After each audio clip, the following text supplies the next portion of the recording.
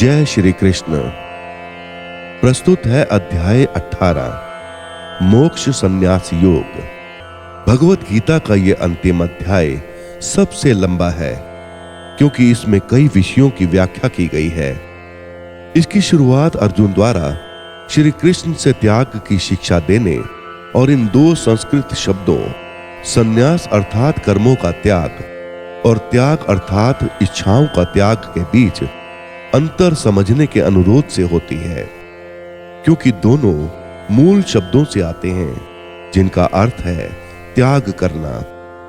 सन्यासी वो है जिसने साधना अर्थात आध्यात्मिक अनुशासन का अभ्यास करने के लिए पारिवारिक और सामाजिक जीवन का त्याग कर दिया है, और त्यागी वो है जो अपने कर्मों के फल की स्वार्थी इच्छा के बिना कार्य करता है। हालांकि श्री कृष्ण एक अन्य प्रकार के त्याग की सलाह देते हैं।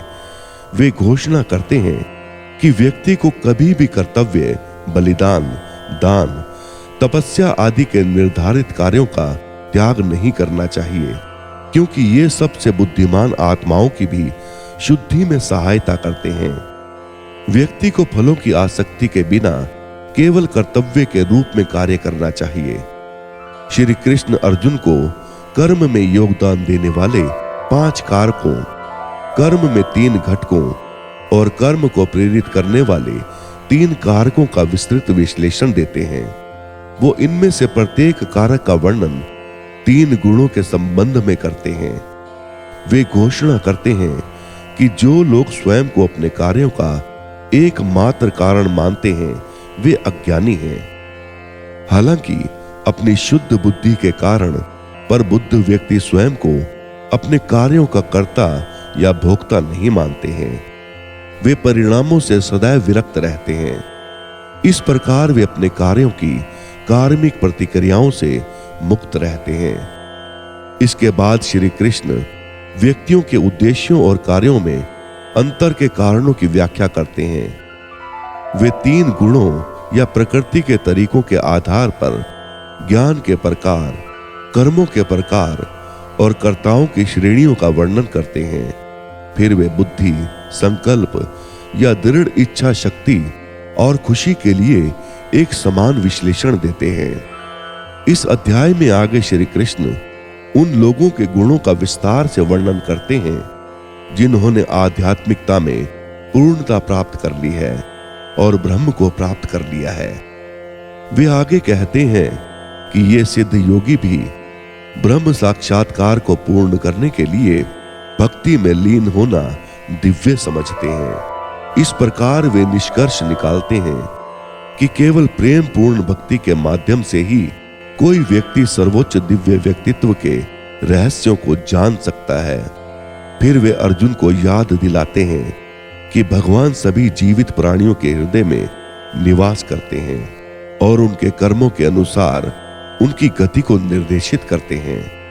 हमें उनकी शरण लेनी चाहिए, उनका चिंतन करना चाहिए, अपने सभी कार्यों को उन्हें समर्पित करना चाहिए और उन्हें अपना अंतिम लक्ष्य बनाना चाहिए।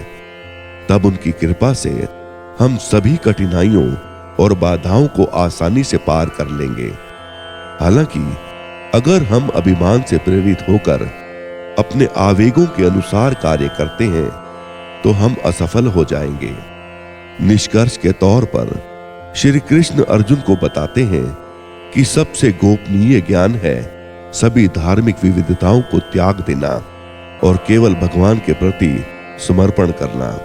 हालांकि वे चेतावनी देते हैं कि आपको इस ज्ञान को केवल भक्तों के साथ साझा करना चाहिए, न कि उन लोगों के साथ जो तपस्वी नहीं हैं, क्योंकि वे इस दिव्य ज्ञान की गलत व्याख्या कर सकते हैं और सभी कार्यों को त्यागने के लिए गैर जिम्मेदाराना तरीके से इसका दुरुपयोग कर सकते हैं। लेकिन इस गोपनीय ज्ञान को योग्य आत्माओं को समझना प्रेम का सर्वोच्च कार्य है और इसे स्वयं भगवान द्वारा पोषित किया जाता है। दिव्य ज्ञान से आलोकित होकर अर्जुन श्री कृष्ण से कहता है कि उसके सभी संदेह और भ्रम दूर हो गए हैं और वो उनके निर्देशों के अनुसार कार्य करने के लिए तैयार है। संजय, जो अंधे राजा धृतराष्ट्र को श्री कृष्ण और अर्जुन के बीच इस पवित्र संवाद को सुना रहा है, आश्चर्यचकित है और उसके रोंगटे खड़े हो गए हैं।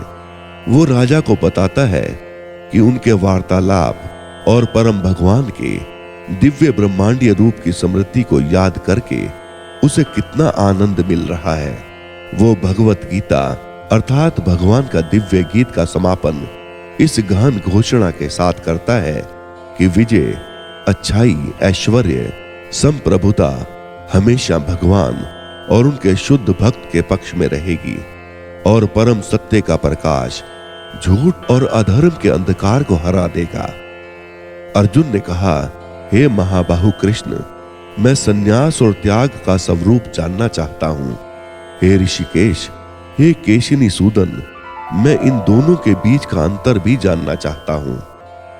भगवान ने कहा, कामना से प्रेरित होकर कर्मों का त्याग करना ही विद्वान लोग संन्यास कहते हैं। सभी कर्मों के फलों का त्याग करना ही बुद्धिमान लोग त्याग कहते हैं।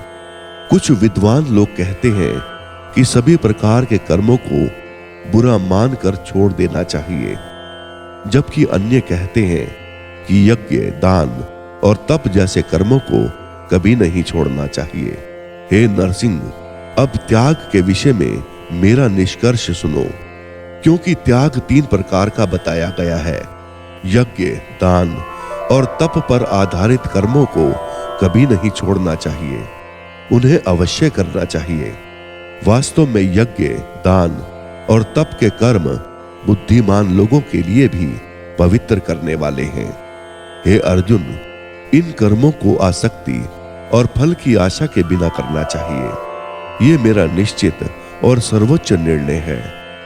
नियत कर्तव्यों का कभी त्याग नहीं करना चाहिए।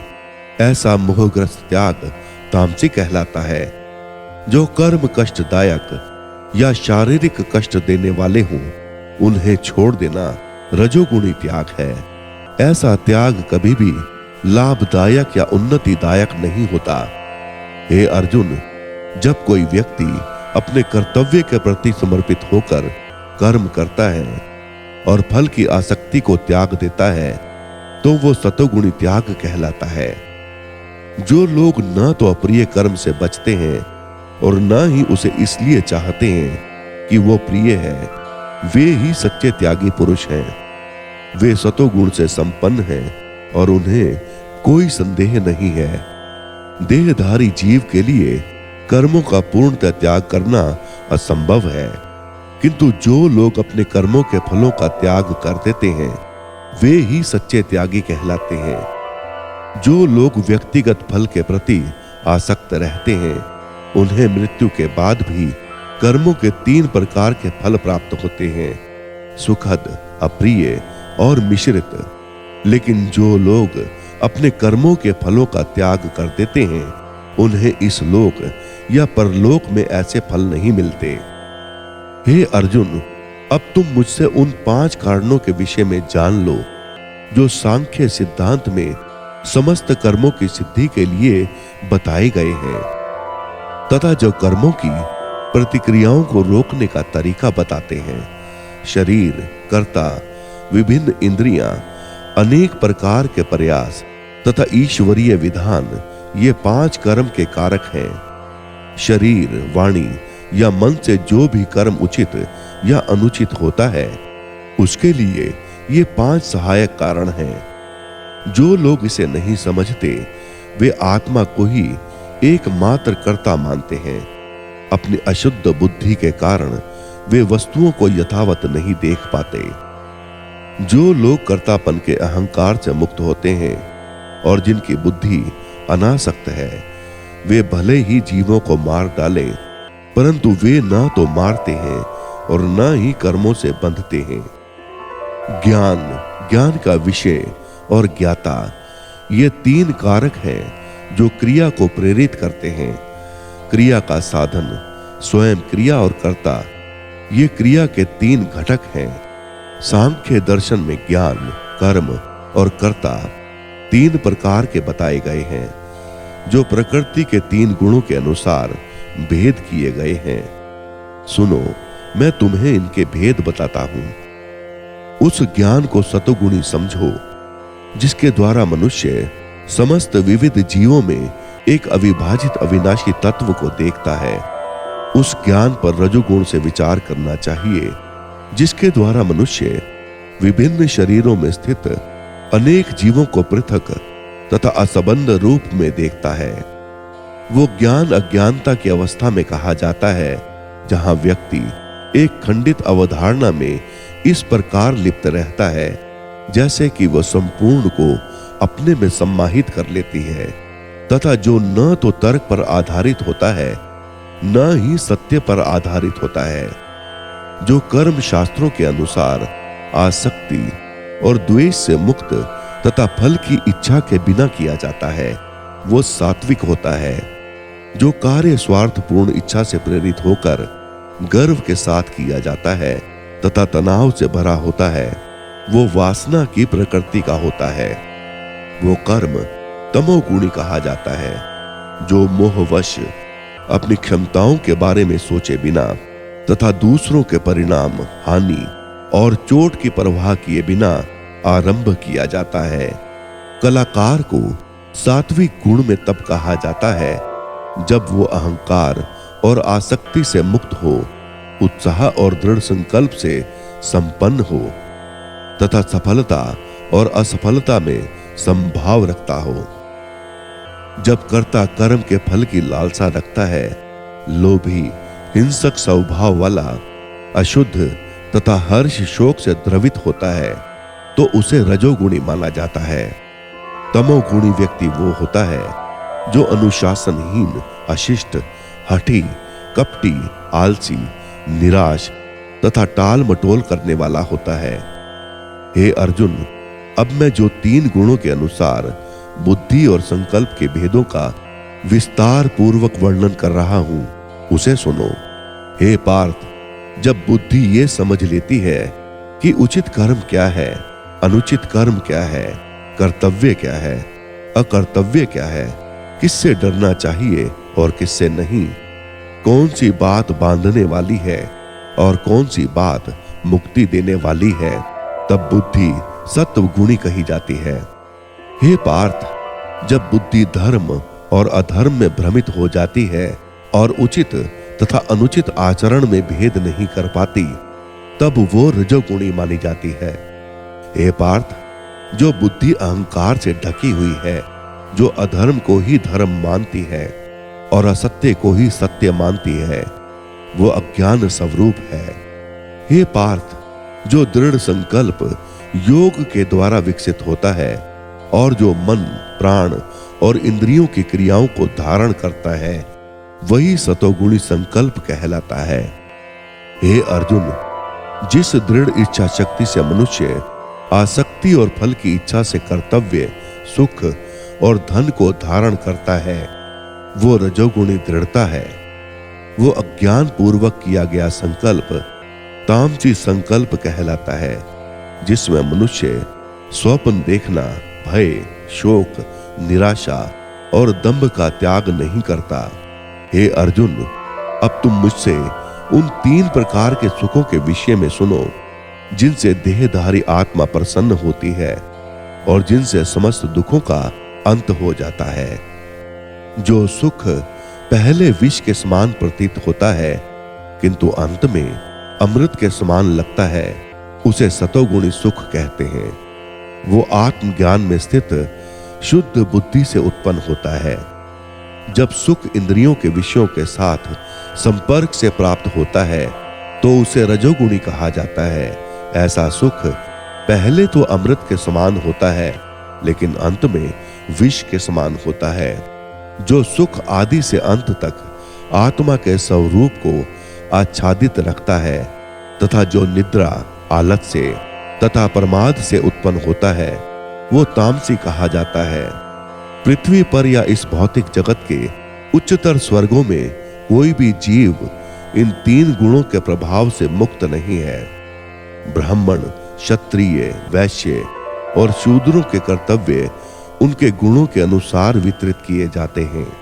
शांति, संयम, तपस्या, पवित्रता, धैर्य, सत्य, निष्ठा, ज्ञान, बुद्धि और परलोक में विश्वास, ये ब्राह्मणों के कर्म के स्वाभाविक गुण हैं। वीरता, बल, धैर्य, शस्त्र कौशल, युद्ध से पीछे ना हटने का संकल्प, दान में उदारता तथा नेतृत्व क्षमता, ये क्षत्रियों के स्वाभाविक कर्म गुण हैं। कृषि, दुग्ध उत्पादन और वाणिज्य वैश्यों के गुणों वाले लोगों के लिए स्वाभाविक कार्य हैं। काम के माध्यम से सेवा करना शूद्रों के गुणों वाले लोगों के लिए स्वाभाविक कर्तव्य हैं। अपने जन्मजात गुणों से उत्पन्न कर्तव्यों का पालन करके मनुष्य पूर्णता प्राप्त कर लेता है। अब मुझसे सुनो कि किस प्रकार मनुष्य अपने निर्धारित कर्तव्यों का पालन करके पूर्ण बन सकता है। अपना स्वाभाविक कर्म करते हुए मनुष्य उस सृष्टिकर्ता की पूजा करता है जिससे सभी जीव उत्पन्न हुए हैं और जिससे संपूर्ण ब्रह्मांड व्याप्त है। ऐसे कर्म करने से मनुष्य सरलता से सिद्धि प्राप्त कर लेता है। अपना धर्म करना भले ही अपूर्ण रूप से हो, दूसरे का धर्म करने से बेहतर है, भले ही वो पूर्ण रूप से हो। अपने जन्मजात कर्तव्यों का पालन करने से व्यक्ति को पाप नहीं लगता। हे कुंती पुत्र, मनुष्य को अपने स्वभाव से उत्पन्न कर्तव्यों का परित्याग नहीं करना चाहिए, भले ही उनमें कोई दोष दिखाई दे। वास्तव में सभी प्रयास किसी न किसी बुराई से ढके हुए हैं, जैसे आग धुएं से ढकी हुई है। जिनकी बुद्धि सर्वत्र अनासक्त है, जिन्होंने मन को वश में कर लिया है तथा जो त्याग के अभ्यास द्वारा इच्छाओं से मुक्त हो गए हैं, वे कर्मों से मुक्ति के सर्वोच्च सिद्धि को प्राप्त कर लेते हैं।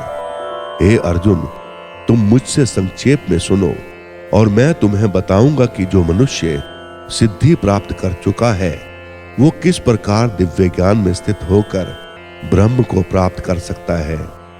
जब व्यक्ति की बुद्धि शुद्ध हो जाती है और वो इंद्रियों को दृढ़ता से वश में कर लेता है, शब्द और इंद्रियों के अन्य विषयों का त्याग कर देता है, राग द्वेष को त्याग देता है, तब वो ब्रह्म को प्राप्त करने के योग्य हो जाता है।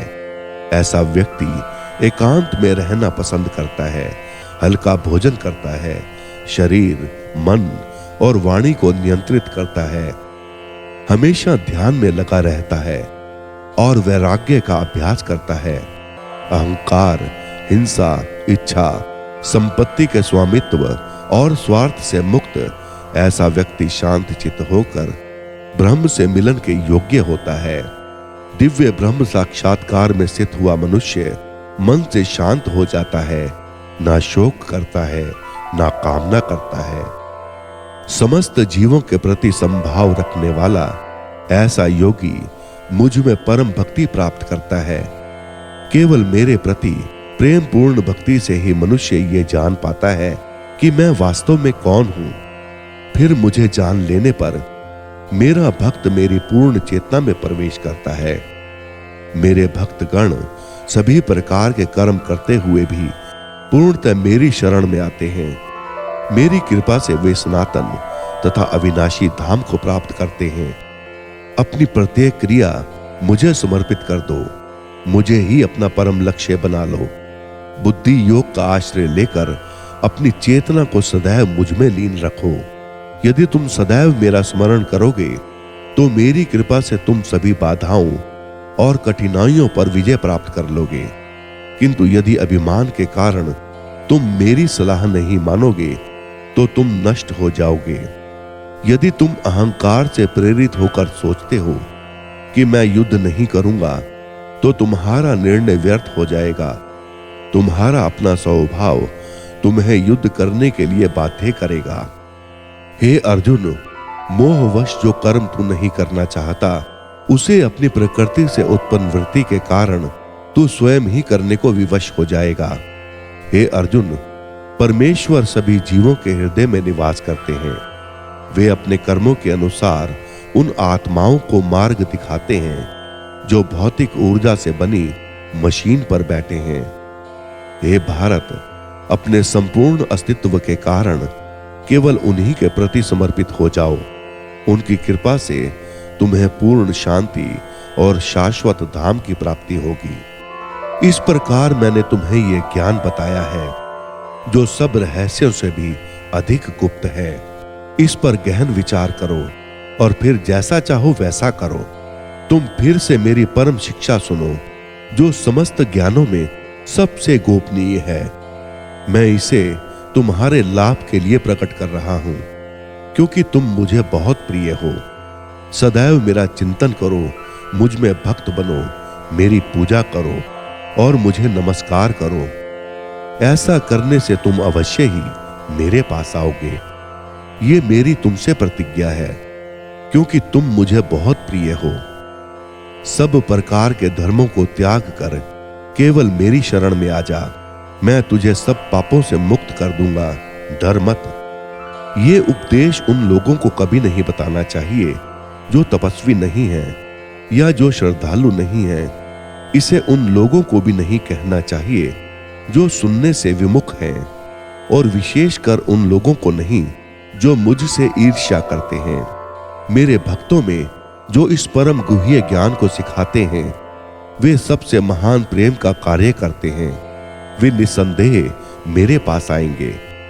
उनसे अधिक प्रेम पूर्वक मेरी सेवा कोई भी मनुष्य नहीं करता, और न ही इस पृथ्वी पर मुझसे अधिक प्रिय कोई होगा।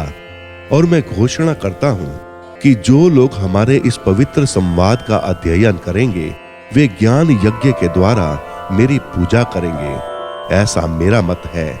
जो लोग इस ज्ञान को केवल श्रद्धा पूर्वक तथा ईर्ष्या रहित होकर सुनेंगे वे पापों से मुक्त हो जाएंगे तथा उन शुभ धामों को प्राप्त करेंगे जहां पुण्यात्मा निवास करते हैं। हे अर्जुन, क्या तुमने एकाग्र मन से मेरी बात सुनी है? क्या तुम्हारा अज्ञान और मोह नष्ट हो गया है? अर्जुन ने कहा, हे अच्युत, आपकी कृपा से मेरा मोह दूर हो गया है और मैं ज्ञान में स्थित हो गया हूं। अब मैं संशय से मुक्त हो गया हूं और मैं आपके आदेशानुसार कार्य करूंगा। संजय ने कहा, इस प्रकार मैंने वासुदेव के पुत्र श्री कृष्ण और पिता के महान हृदय वाले पुत्र अर्जुन के बीच यह अद्भुत वार्तालाप सुना। यह संदेश इतना रोमांचकारी है कि मेरे रोंगटे खड़े हो गए। वेद व्यास की कृपा से मैंने स्वयं योगेश्वर श्री कृष्ण से इस परम एवं अत्यंत गोपनीय योग को सुना। हे राजन, जब मैं भगवान श्री कृष्ण और अर्जुन के बीच हुए इस अद्भुत संवाद को बार बार स्मरण करता हूं तो मुझे बार बार आनंद आता है, और भगवान श्री कृष्ण के उस अत्यंत आश्चर्यजनक एवं अद्भुत ब्रह्मांडीय रूप का स्मरण करके मुझे बड़ा आश्चर्य होता है और मैं बार बार आनंद से रोमांचित हो उठता हूं। जहां भी योग के स्वामी भगवान श्री कृष्ण हैं तथा जहां भी श्रेष्ठ धनुर्धर अर्जुन हैं, वहां निश्चित रूप से अनंत ऐश्वर्य, विजय, समृद्धि और धर्म विद्यमान होंगे। इस बात का मुझे पूरा विश्वास है। इस प्रकार उपनिषद, ब्रह्म विद्या तथा योग शास्त्र रूप श्रीमद् भगवत गीता के श्री कृष्ण अर्जुन संवाद में मोक्ष संन्यास योग नामक 18वां अध्याय संपूर्ण हुआ। जय श्री कृष्ण।